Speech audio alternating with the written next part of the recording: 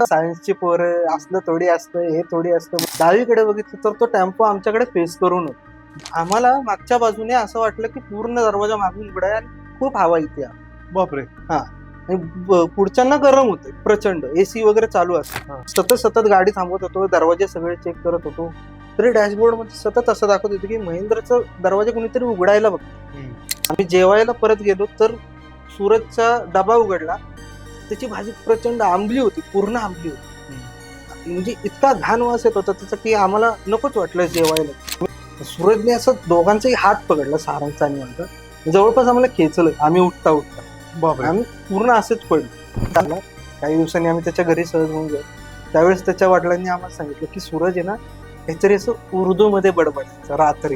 वाटायचं की हे बघत असते सिनेमे आणि त्याचा तसा काहीतरी प्रभाव असतो. त्याच्या आजीने होय, जो गाडी चालवत होता तो चांगला driver.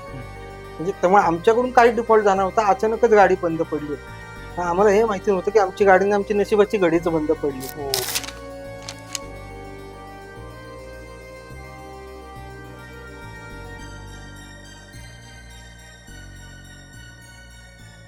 Cutting pay meeting by Chetan Patil या पॉडकास्टवर तुम्हा सगळ्यांचं पुन्हा एकदा स्वागत आहे. मित्रांनो, चॅनल सबस्क्राईब केलं नसेल तर पटकन करून घ्या, कारण नंतर तुम्हाला अजिबात वेळ मिळणार नाही. मित्रांनो, खऱ्या आयुष्यातील हॉरर एक्सपिरियन्स शेअर करण्यासाठी आपले मित्र प्रथमेश आज आपल्या सोबत आहेत. प्रथमेश, तुम्हाला कोणता किस्सा सांगायला आवडेल? मी माझ्या पर्सनल किस्साने आधी सुरुवात करतो. किस्सा माझ्या कॉलेजच्या दिवसांमधला आहे. FY ला असतानाचा. म्हणजे FY आमचं झालं होतं आणि चांगला ग्रुप होता आमचा. तर पोरं म्हणले की कसं आता आपण वर्ष झालं एकमेकांच्या सोबत आहोत, चांगलं बॉन्डिंग झालंय, पण आपली ट्रिप झाली नाही. आणि त्यावेळेस म्हणजे कॉलेजमध्ये फॅड असतात ना की पोरांनी ट्रिप काढावी, ग्रुप ट्रिप वगैरे काढावी. म्हणजे की ट्रिप झाली नाही. म्हणजे की पोरं जायचं सगळी, बाकी हे करायचं नाही. तर आधी सगळ्यात आधी आमचं असं ठरलं की आपण जाऊयात ह्याला भीमाशंकरला. तर काही दिवसांनी पुन्हा पोरं म्हणली की यार भीमाशंकरला जवळ होतं, एवढा काही थ्रिल नाही त्याच्यात. म्हणजे आमच्या डोक्यात होतं की रेन फॉरेस्ट आणि हे सगळं बघावं, पण काही त्याच्यात थ्रिल नाही. आपल्याला एन्जॉय पण करता आलं पाहिजे. तर बीच हवं. मग बीच कुठलं तर मग म्हणले की एक काम करू, आपण हरिहरेश्वर दिव्यागर अशी ट्रिप करू. म्हणजे मंदिर पण होऊन जाईल आणि बीच पण होऊन. सो आम्ही प्लॅन केला पोरापोरांनी. घरात हे सांगितलं नव्हतं. पहिली गोष्ट म्हणजे की आम्ही हरिहरेश्वरला वगैरे जातो. कारण विषय असं झाला, ज्या दिवशी आम्ही ट्रिप ठरवली त्याच दिवशी पेपरला सकाळी बातमी आली होती की मुरुड जंजिऱ्याला काही पोरं बुडालेली. बापरे. आणि घरी आल्या आल्या आमच्या आयांनी आम्हाला ती न्यूज हे दाखवली आणि सुरू केलं की बघा पोरं कशी जातात, कुठेही जातात. आता घरात आम्ही सगळ्यांनी हेच सांगितलं की आम्ही भीमाशंकर आहोत. आमच्यापैकी एकही जण भीमाशंकर आधी गेला नव्हता. जाताना खेड राजगुरुनगर नावाचा एक स्पॉट लागतो एवढंच आम्हाला माहिती. त्यामुळे घरून कॉल आला तर एवढंच सांगायचं खेड राजगुरुनगरच्या अलीकडे आहोत नाहीतर पलीकडे आहोत, एवढाच विषय. घरून सगळे निघालो. कपडे एक्स्ट्राचे घेतले. घरून विचारलं एक्स्ट्रा कपडे कसा, तो म्हणे भोरला एका मित्राचा स्पॉट आहे, तिथे रेन डान्स वगैरे आहे, आम्ही ते एन्जॉय करणार आहोत, सो एक्स्ट्रा कपडे लागतात. कुणाच्याही घरी कसली आयडिया नाही. आम्ही सकाळी एकदम पहाटे लवकर निघालो अंधारातच आणि बावधन वगैरे सोडलं. तिथपर्यंत मित्रांना सगळं पिक केलं. 8-9 जण आम्ही होतो. तर जसं आम्ही पळसे गावात आलो, तामिनीच्या थोडा अलीकडे पळसे नावाचं गाव आहे, घाट चढायच्या आधी लागतं. आय थिंक मुळशीचं शेवटच्या पट्ट्यातलं काही गावांमधलं गाव होतं. तर पळसे गाव जसं आम्ही क्रॉस केलं, मोकळं शेत वगैरे होतं, तर तिथे आमच्यातला सूरज नावाचा एक मित्र होता. मला की मला अनइझी होतंय, मला वॉमिट आल्यासारखं होतं. तर मग आम्ही गाडी थांबवली. तो गेला आणि जस्ट सनसेट वगैरे होत होता, आपलं सनराईज होत होता. सो आम्ही थांबलो मस्तपैकी फोटोशूट वगैरे करत. सूरज आला, बऱ्याच वेळाने आला. मग म्हणलं ठीक आहे, म्हणलं चालेल. नंतर घाट वगैरे चढायला सुरू केलं. मध्ये 2-4 वेळा आम्ही सूरजसाठी गाडी थांबवली, कारण तो म्हणायचा की वॉमिट येतंय. पण तो जायचा आणि काहीच करायचा नाही, परत यायचा, म्हणायचा इथं काहीच झालं. सो आम्ही पूर्ण घाट वगैरे उतरून आलो. मानगाव आम्ही क्रॉस केलं. तिथे पुन्हा एक ब्रेक झाला, निवांत सगळं आलबेत. नंतर आम्ही मोरबा गावापासून पुढे गेलो. मोरबा गाव असं आहे की तिथे मुस्लिमांची वस्ती खूप आहे. आणि जसं तुम्ही ते गाव सोडून थोडं पुढे जाता तिकडे हरिहरेश्वरच्या दिशेने तुम्हाला डोंगर दिसतोय, टेकडी टाईप असं. त्या टेकडीवरती कब्रिस्तान. आणि ते जे मेमोरियल्स असतात की इथं याला पुरले, तर तसे दगड तुम्हाला त्या टेकडीवरती दिसतात. ते आम्ही असं जाताना पूर्ण असं तो गर्व आम्ही बघत होतो ते. आणि थोडंसंच अगदी त्याच्या पुढे गेलो असं, सूरज मला गाडी थांबवा, मला कंट्रोल होत नाही. मग तो उतरला तिथे. आम्ही पुन्हा सगळेच मग मोकळे वगैरे व्हायला गेलो. त्यानंतर बराच वेळ झाला सूरज रिटर्न आलाच नाही. बापरे. आणि आम्ही सगळे मित्र तिथे उभे, आणि तिथं प्रॉब्लेम असा की घाटात रेंज नव्हती फोनला की त्याला कॉल करावा कुठे आहे वगैरे. फक्त मग एकाने सांगितलं की अरे मी बघितलं त्याला त्या बाजूला जाताना उलटी करायला. आता कसं तो आमच्या समोर करू शकत नव्हता, कारण त्याला बघितलं की आमच्यातल्या कुणाला तरी होईल हा बरोबर. असा प्रॉब्लेम होता. सतत तिकडे गेलं त्या बाजू. तर मी आणि माझा एक मित्र होता सारंग, तर आम्ही दोघे तिकडे गेलो. त्याला आवाज देत देत देत देत तो काही रिपीट आवाज देत नव्हता. बरेच आम्ही आत गेलो, 2-3 मिनिटं आणखी आत गेलो. मेन रोड पासून पूर्ण झाडी घेऊन तिथे आम्हाला सूरज दिसला. तो पाठमोरा उभा होता. त्याला आम्ही लांबूनच, थोड्या लांबूनच, की सूरज अरे चल चल चल, नाही का. तो काही हालेत ना, सारंग थोडा जवळ गेला, मी त्याच्या मागे गेलो. मग त्याच्या खांद्याला हात लावून हे केलं. त्यावेळेस तो असा शॉक झाला. हा चल. अरे मग थोडस असं आम्ही वळलो, तो आमच्यासोबत वळला आणि परत आम्ही म्हणतो अरे ऐक की मी काय बघितलं तुला माहिती आहे का? म्हणलं काय काय? ते बघ की तिकडे, ते बघ की तिकडे. सो आम्ही जस्ट बघितलं तर ती त्या डोंगराची थोडीशीच मागची बाजू होती. तिथे सेम म्हणजे कब्रिस्तानच होतं. आणि सूरज त्या कबरीकडे बराच वेळ टक लावून बघत होता, आणि असं वाटत होतं आत्ताच कुणातरी तिथे झालंय, म्हणजे कुणातरी दफन केलं. दफन. त्यावरती फुलांची चादर वगैरे असं दिसत होतं, आणि ताजी होती. एकतर तिथे कुणातरी दफन केलं असो किंवा कोणतंही जस्ट चढवून गेला असो, पण सूरज बराच वेळ त्याच्याकडे टक लावून होता. मी सारंगकडे बघितलं, त्याने माझ्याकडे बघितलं. सारंग कोकणी माणूस आहे, तर त्याने असंच केलं, नुसते खांदे उडवले. मी पण म्हणलं ठीक आहे, असंच काय त्याला वाटलं असेल बघावंसं म्हणून आम्ही आलो. नंतर गाडीत बसलो. गाडी सुरू झाली आणि आम्ही हरिहरेश्वरच्या दिशेने सुरू झालो. त्यानंतर महेंद्र जो गाडी चालवत होता त्याला डॅशबोर्ड मध्ये दिसायला लागलं की गाडीचा दरवाजा उघडा आहे त्याच्या बाजूचा. हा. हा. आणि आम्हाला मागच्या बाजूने असं वाटलं की पूर्ण दरवाजा मागून उघडा आहे आणि खूप हवा येते. बापरे. हा. आणि पुढच्यांना गरम होते प्रचंड, एसी वगैरे चालू असतो. हा. आणि आम्हाला मागे व्हेंटिलेशन नव्हतं, कसली खिडकी वगैरे काही नव्हती, तरी आम्हाला असं वाटत होतं तर खूप हवा येते, खूप गार लागतंय मागून. मी होतो, माझ्या बाजूला सूरज होता, आणि त्याच्या बाजूला आणखी एक मित्र होता श्रेयस म्हणून. तर आमच्या मधोमध सूरज, आणि आम्हाला प्रचंड गार लागत होती. आणि तिकडून महेंद्र पुढून म्हणतोय यार गाडीचा दरवाजा उघडाय, गाडीचा दरवाजा उघडाय. आम्ही सतत सतत गाडी थांबवत होतो, दरवाजे सगळे चेक करत होतो. तरी डॅशबोर्ड मध्ये सतत असं दाखवत होतं की महेंद्रचं दरवाजा कोणीतरी उघडायला बघतो. त्याच्यानंतर आम्ही जसे हरिहरेश्वर मध्ये गेलो तसं डॅशबोर्ड बंद पडला गाडीचा, काहीच दिसेना असं झालं. नंतर पूर्ण मंदिराच्या तिथे गेलो, पार्किंग वगैरे लावलं आणि मंदिरात गेलो, व्यवस्थित दर्शन वगैरे घेतलं. सूरज एकदम शांत होता त्यावेळेस, काही असं वाटलं नाही की आमच्यात काही हे चाललं. म्हणजे म्हणलं की ठीक आहे ना, प्रवास एखाद्याला गाडी लागते, नॉर्मली उलट्या वगैरे होतात. मी आणि सारंगने पुन्हा सांगितलं की सूरज तिथं कबरीकडे बघत होता. काय काय सांगणार काय, म्हणजे आम्हाला काय नॉलेज नाही त्याचं, आम्ही काय सांगणार. तर त्यामुळे आम्ही गेलो, हरिहरेश्वरचं मस्तपैकी दर्शन घेतलं, मागे फिरलो. तिथेही सूरज एकदम शांत होता. त्यानंतर आम्ही पुन्हा आलो आणि हरिहरेश्वर क्रॉस केलं, गाडीचा डॅशबोर्ड पुन्हा सुरू झाला. बापरे. त्याच्यानंतर मग थोडंसंच अगदी पुढे गेलं की शाळा टाईप हे होतं. तर तिथे आमचा ड्रायव्हर होता महेंद्र, म्हणजे मित्रच आमचा. तो म्हणला की यार भूक लय लागली, आपल्याला अजून बराच वेळ जायचंय, माझ्याकडचा डबा खाऊ, आपल्या नंतर न खाऊ. म्हणून आम्ही थांबलो. थांबल्यानंतर पुन्हा तिथे आल्यावरती सूरज एका झाडाखाली जाऊन बसला. आणि आम्ही तिथं शाळेच्या आवारात. सूरजला बराच वेळ आवाज येतोय, तो तिथंच बसलाय वाळूत रेघोट्या काढत. म्हणलं त्याला खूप उलट्या आल्यात, त्यामुळे त्याला त्या अन्नाच्या वासाने नकोय म्हणून तो बसला असेल असा आमचा समज. सूरज बराच वेळ तिथे बसला होता, आमच्या खाऊन वगैरे झालं. चल चल चल चल चल कसा बसा तो एकदम असं काय म्हणतात अनिच्छेने उठला तो एकदम. कारण मला इथून जायचंच नाही, मला इथंच बसायचं असं, असे त्याची धारणा. नाही चल चल चल असं म्हणून ओढलं त्याला, गेलो गाडीत बसलो. पुन्हा आम्ही त्या रूटला लागलो. On the way to Diveagar आमची गाडी मधोमध बंद पडली एका गावातच. आणि भर दुपारची वेळ, फार अशी काही रहदारी नव्हती त्या गावात. जिथे आम्ही थांबलो होतो त्या गावाच्या बाजूला एक त्या गावातला आय थिंक पाटील वगैरे असावं, त्याचं घर होतं मोठं, म्हणजे रेशनचं दुकान होतं त्याचं त्या गावात. तर आम्ही तिथं बराच वेळ थांबून होतो. रेंजचा प्रॉब्लेम, पुरं लांब लांब पर्यंत जाऊन कारवाल्यांना फोन करून, झूम कारवरून आम्ही गाडी घेतली. तर झूम कारवाल्यांना कॉल करायला की गाडीच आमची बंद पडली ते. बरं, जो गाडी चालवत होता तो चांगला ड्रायव्हर, म्हणजे त्यामुळे आमच्याकडून काही डिफॉल्ट जाणार होता. अचानकच गाडी बंद पडली होती. आम्हाला हे माहिती नव्हतं की आमची गाडीने आमची नशिबाची घडीच बंद पडली तिथे. आम्ही एकतर गरमीने त्यावेळेस प्रचंड परेशान झालो, कोकणातली गरमी, प्रचंड परेशान झालो. आम्ही सगळे गाडीतून बाहेर आलो, बंद पडल्यामुळे एसी नीट चालत नव्हतं. सूरज एकटाच आत निवांत बसून होता गाडी, आणि आम्ही इकडे तिकडे इकडे तिकडे फिरतोय. शेवटी गावकऱ्यांनी बघितलं की बराच वेळ झाला ही पोरं तिथंच उभी आहेत त्याच स्पॉटला. मग त्यांनी आम्हाला विचारलं, मग त्या शेजारच्या मालकाला वगैरे सांगितलं. तो म्हणला की नाही का की एक ओळखीचा आहे, पण तो तिकडे राहतो, दिव्यागरच्या तिकडे राहतो, तुम्हालाच गाडी वगैरे तिकडे न्यावी लागेल. म्हणलं, आता तर आपल्याला ढकलण्याशिवाय काही पर्याय नाही. बरोबर. मला एक काम करा, आलात तर बसून घ्या, जेवण वगैरे घ्या, नाही का. आम्ही जेवायला परत गेलो तर सूरजचा डबा उघडला, त्याची भाजी प्रचंड आंबली होती, पूर्ण आंबली होती. म्हणजे इतका घाण वास येत होता त्याचा की आम्हाला नकोच वाटलं जेवायला. तरी सूरजचं वगैरे एकदम चिल, अरे यार काय नाही, उन्हाने वगैरे तापते असं वगैरे असं म्हणून आम्ही तेही रिलॅक्स करून सोडून दिलं. त्यानंतर आम्ही जेवलो तिथे व्यवस्थित, त्या मालकाने आम्हाला चांगली मदत केली, त्याच्याच बागेत वगैरे आम्हाला त्यांनी बसवलं होतं. त्यानंतर पाणी वगैरे पिलं, तो आम्ही सगळे उठून आलो, डबा एकाचा राहिला होता. सूरज तो डबा खात बसला होता तिथे.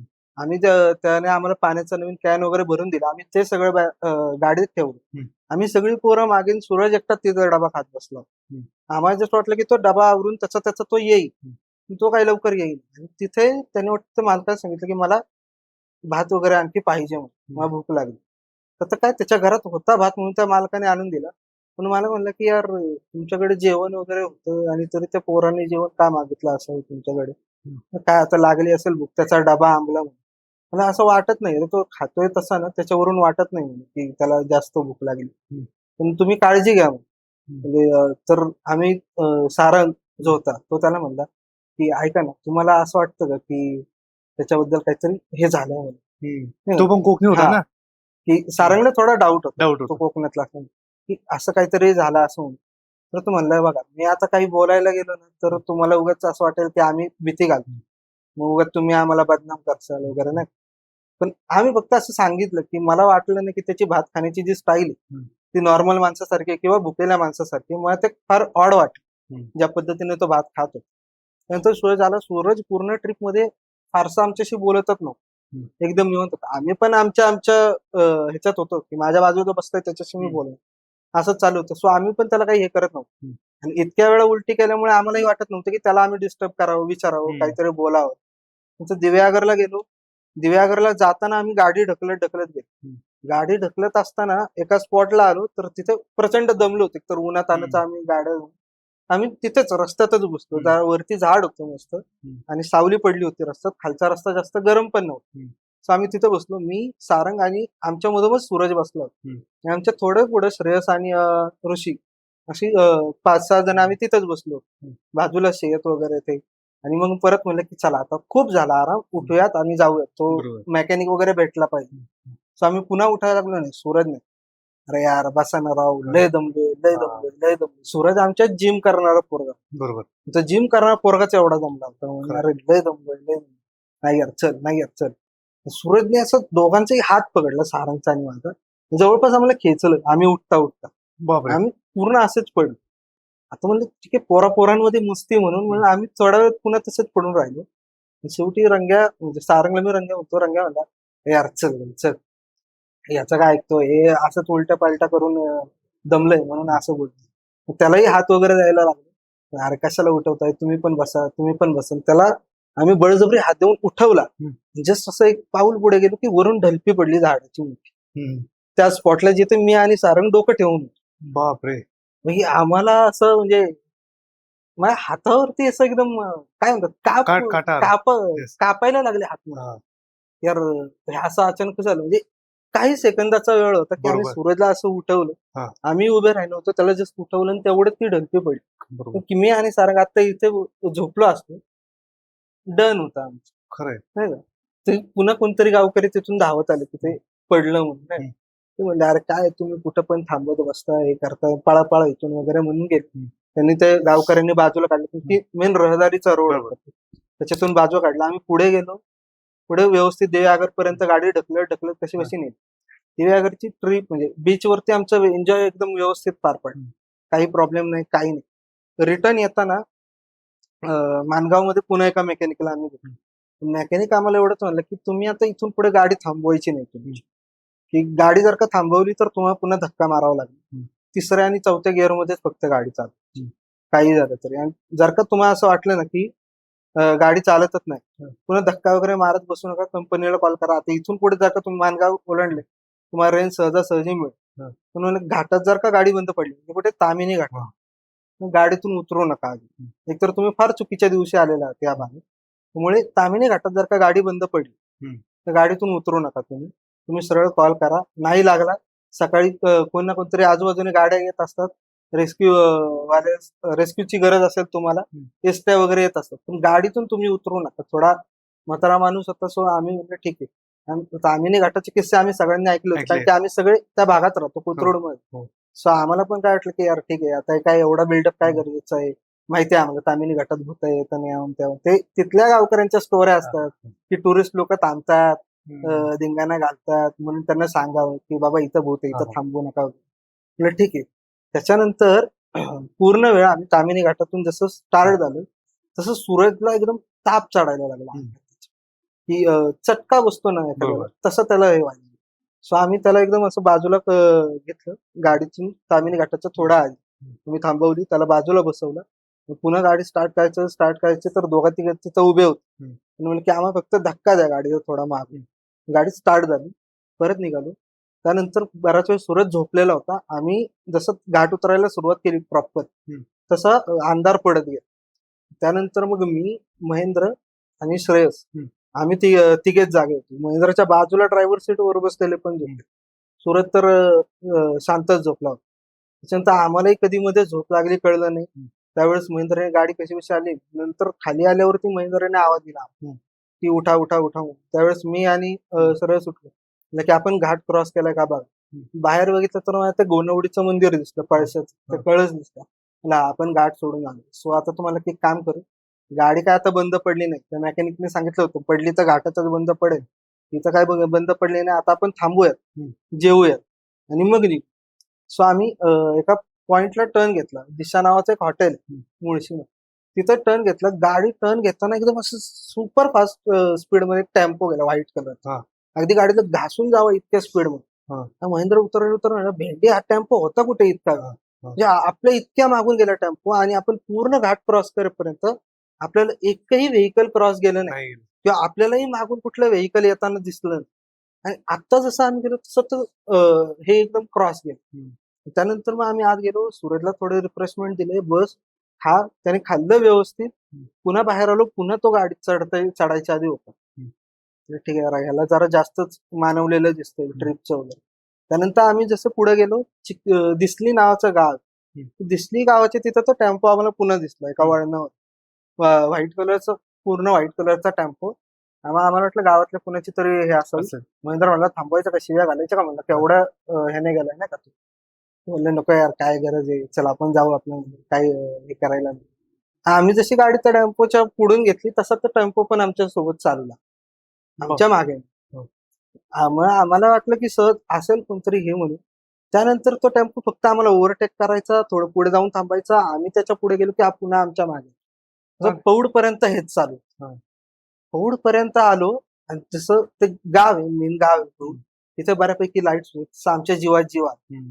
त्यानंतर तो टेम्पो एकदम भरधाव गेला. आम्ही पुन्हा पौड मध्ये थांबलो रात्री थोडा वेळसाठी. आणि सूरजला म्हणजे तो बरं वाटतंय का, कारण की तो प्रचंड तापला होता त्यावेळेपर्यंत. बरं वाटतंय का, नाही म्हणून मला एकदमच अनइझी वाटते. आता एक तर घरी आम्ही फोन स्विच ऑफ केले होते गाडी बंद पडल्यामुळे, घरच्यांना काही सांगता येत नव्हतं की आम्ही इकडे आहोत हे आहोत. म्हणलं काय करायचं काय करायचं, तर म्हणलं की आता इथे तर जवळपास कुठलं हॉस्पिटल मला माहिती नाही, आपण पिरंगुटीमध्ये जाऊयात, तिथं मला म्हणलं हॉस्पिटल माहितीये, आपण तिथं नेऊयात, तिथं त्याला काहीतरी डोस वगैरे देतील, लेट झाला तर झालं, तसं करूयात. पुन्हा आम्ही पुन्हा गाडी घेतली, विठ्ठलवाडी म्हणून गाव पौडच्या थोडं पुढे. तर तो थोडा मोकळा पट्टा, एकदम मोकळा रिजन. त्या गावातून जात असताना महेंद्रने करकचून ब्रेक दाबला. आम्हाला म्हणलं तिकडे बघा डावीकडे बघितलं तर तो टेम्पो आमच्याकडे फेस करून होता त्या मोकळ्या बापरे.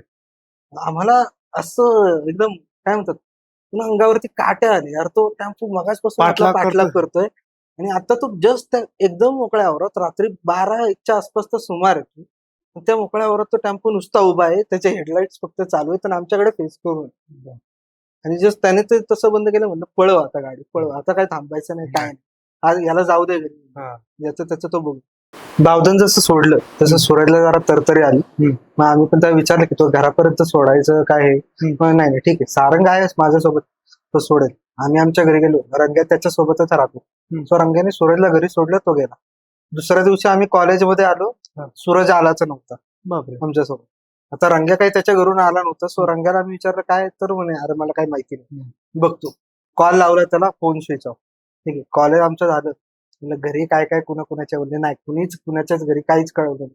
आम्ही आमचे बीचवरचे कपडे पण तिथेच धुतले. सो कुणाच्याही घरी कळलं नाही की आम्ही बीचवरती वगैरे गेलो. तर आता रंग्या सूरजच्या घरी गेला, तर त्याला कळलं की सूरज खूप तापलेला आहे, त्याला ताप खूप आहे. तर त्याचे वडील होते नेमके घरी सूरजचे. तर त्याने विचारलं की काय अरे एवढा कसं काय ताप आला त्याला. म्हणलं अहो तो खूप भिजला, म्हणलं जास्त वेळ भिजला, ते रेन डान्सच्या ह्याच्यात, त्यामुळे त्याला, आणि उलट्या पण झाल्या त्याला, तर गाडी लागली त्याला. ठीक आहे म्हणलं ठीक आहे. त्याच्यानंतर घरी याला आठवडाभर सूरज आलाच नाही, तर तापच त्याचा उतरे ना अजिबात. बापरे. म्हणजे सकाळी म्हणजे दुपारच्या दरम्यान तर जो काही ताप चढायचा अनबिलिव्हेबल, तर तो तापच उतरायचा. शेवटी त्याच्या आजीने त्याच्या कुठल्या तरी भक्ताला विचारलं की हे काय असं हे असं. तर तो म्हणला की त्याला बाधा झाली. अच्छा, त्याला बाहेरचं काहीतरी लागलेलं. त्याच्या आजीने उतारा वगैरे केला आणि तो सोडून आला. त्याचं ते सारंगला बोलले. कुणी? सारंगला. आणि तो घरी सोडायला आला. त्याला म्हणले की खरं खरं सांगायचं मला की झालं काय. त्यावेळी सारंगने असं असं सांगितलं. त्यावेळी सारंगने आलं की आम्ही त्या गावात थांबलेलो, त्यावेळी सूरज तिथे कबरीकडे बघत होता. तर आजी म्हणली की तुम्ही इथून पुढे घरात सांगितल्याशिवाय जर का गेलात तर माझ्याशी गाठ आहे. तर सूरज आला. काही दिवसांनी आम्ही त्याच्या घरी सहज होऊन गेलो. त्यावेळेस त्याच्या वडिलांनी आम्हाला सांगितलं की सूरज आहे ना काहीतरी असं उर्दू मध्ये बडबडायचं रात्री स्वप्न. मी म्हणजे ज्यावेळेस आम्ही बाहेर पडलो घराच्या, तर फक्त सारंगाने माझ्याकडे बघितलं. त्यावेळेस आपण बोललो असतो ना ते तिथं त्या मालकाला गावातले, तिथं सगळी पिढा गेली असती. आपल्या संघ घेऊन आलो. त्याला डाऊट आला होता तेव्हाच. म्हणजे ती सगळं आमच्या सोबत आम्ही त्याला घेऊन आलो की थोडं ते भूत की काय ती बाधा वगैरे असते ती आमच्या सोबत घेऊन. त्याच्यानंतर आम्ही कानाला खडाच लावला की बाहेर कुठे जायचं तर सांगून जायचं. तर सूरज म्हणजे आता त्याचं म्हणलं की ट्रिप जायचं तरी त्याचा पहिला नकार येतो. नंतर मग बरेच आडेवेडे घेऊन त्याचा होतं. मग त्याने ते अनुभवलं पूर्ण. त्याला आजही विचार की काय नक्की झालं होतं मला माहित नाही, पण मला ती जागा जाम भारी वाटली. म्हणजे असं वाटलं की इथं काहीतरी आपलं आहे नाही, म्हणून मी ते बघत बसतो. तुम्ही मला तिथून ओढायला नव्हतं पाहिजे असं त्यावेळेस मला वाटायचं. सतत असं वाटायचं की आपण तिथेच थांबलं पाहिजे. तिथून आतापर्यंत आम्ही पुन्हा ग्रुप ट्रिप तर केलीच नाही. पण कोकणची असं जायचं म्हणलं आणि सूरजचा किस्सा आठवत नाही असं होतच. नेहमीच आहे आता आमच्या ग्रुपमध्ये तो टिपिकल हे झालं. ती एक ट्रिप आणि ही एक मेंबर कायमची पोरगी. म्हणजे त्याच जागेवर त्याला वॉमिटिंग येणं, गाडी थांबणं, आणि तो कबरीकडे पाहतोय. कबरीकडे बघत होता. म्हणजे त्याला ते स्पॉट पाहिजे होता बेसिकली. तो स्पॉट पाहिजे म्हणजे त्याचं तिथे काहीतरी अट्रॅक्शन त्याला जाणवलं की इथे आपलं काहीतरी आहे. आणि उर्दूत बोलणं ज्याने कधी ते आमच्यासाठी जास्त शॉकिंग होतं. मला मराठीत बोलताना पण 4 शब्द हे करतो, स्टॅमर करतो. त्याचा वडील आम्हाला सांगत होता रात्री काहीतरी उर्दूत वगैरे बडबडायचं. बापरे. मग त्यांच्या वडिलांना काय वाटायचं की हे बघत असतंय सिनेमे आणि त्याचा तसा काहीतरी प्रभाव. त्याच्या आजीने त्याच्या आजीने ते सगळं करून घेतलं घरात न कळू देता. हे सूरजच्याही घरात माहिती नाही की सूरजला बाजू आली. त्याच्या आजीने एकटीने ते सगळं हे केलं. त्यांच्या आजीचा आमच्यावरती प्रचंड धाक राहिला त्यांना की आपल्यालाही म्हणजे आपल्याला नुसती शंका होती पुसटची, ती पण आपण सायन्सची पोरं असलं थोडी असतं हे थोडी असतं म्हणून त्याच्या आजीने ते खणून काढलं. बरं खरंच एक थरारक ट्रिप होती. म्हणजे तुमच्याकडे एक बाधा झालेली व्यक्ती तुम्ही लाईफ टाइम पूर्ण एक्झॅक्टली आणि खरंच त्याच्या उर्दू मध्ये बोलत असताना केवढा अंगावर काटा आला असेल त्याच्या वडिलांचा. खरंच खूप भयानक इन्सिडेंट होता बरं का. म्हणजे मी आता जरी इमॅजिन केलं की ते उर्दूत बोलतायत तरी माझ्या अंगावर काटा येतोय. तर माझ्या सगळ्या प्रेक्षकांना सुद्धा हा अनुभव खरंच थरारक वाटला असेल. आणि प्रत्येकाचे ट्रिपचे किस्से असे असतातच काही ना काही कोणत्या लेवलला. पण जेव्हा ते आपण ऐकतो आणि जेव्हा स्वतःसोबत होतात तर तो एक्सपिरियन्स खूप नेक्स्ट लेवलचा असतो. आणि कोणासोबत होऊ नये अशी माझी अपेक्षा आहे. नाही तर असं प्रचंड वाटतं की इथून पुढे ट्रिप घरच्यांना सांगायचं की बाबा इथे चाललोय, खरं काय ते सांगायचं.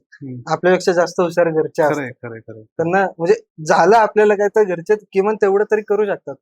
तू इकडे गेला होता आणि हे झालं होतं. त्याच्या घरच्यांनी डॉक्टरला पैसा घालवला फक्त. बरोबर आहे. डॉक्टर म्हणे की काय त्याला ताप येतोय जातोय काहीच कळेल. बरोबर. त्याच्या आजीने ते ओळखलं की हे तापाचं नाहीये, नुसत्या काहीतरी वेगळं आहे. एक्झॅक्टली माझं तरी असं सांगणं की बाबा घरच्यांना सांगा, एक्झॅक्टली ट्रिपच्या आधी नाही सांगता तर जाऊन आल्यावरती तरी सांगा असं असं ठिकाणी गेलो. बरोबर आहे, बरोबर. जसं यांनी सांगितल्याप्रमाणे खरंच आपण घरच्यांना सांगूनच ट्रिपला गेले पाहिजे, कारण पुढे मागे काही आपल्यासोबत वाईट झालं तर ऍटलीस्ट घरच्यांना माहिती असतं बाबा कुठे गेले होते, असं उगाच थ्रिलच्या नादात हा, exactly. कुठेतरी फसायचे.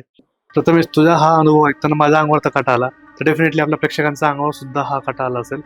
असेच काही अनुभव प्रथमेश पुढच्या एपिसोडमध्ये सुद्धा आपल्यासोबत शेअर करणार आहे. त्यासाठी चॅनलला लाईक, शेअर आणि सबस्क्राईब करून ठेवा. भेटूया पुढच्या एपिसोडमध्ये.